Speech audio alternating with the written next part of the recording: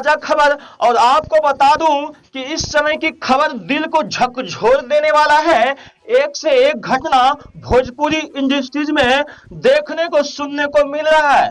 तो जी हाँ दोस्तों, आपको बता दूं कि मऊ जिला की रहने वाली सिंगर ममता चौहान आज हमारे बीच दुनिया में नहीं रही।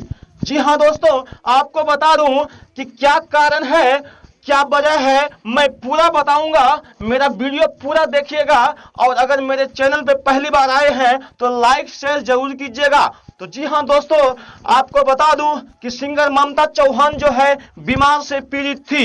जी हाँ दोस्तों, सिंगर ममता चौहान के शरीर में पूरा बीमारी था, टाइफाइड बुखार था, जिसके कारण उसके शरीर में खून की बहुत कमी आ गई थी। कि सिंगर ममता चौहान की मृत्यु जो है टाइफाइड बुखार यानी कि बहुत प्रकार के उसके शरीर में बीमारी था, जिसके वजह से उन्होंने दम तोड़ दी। आपकी क्या राय है दोस्तों, कमेंट बॉक्स में लिख के जरूर बताएं।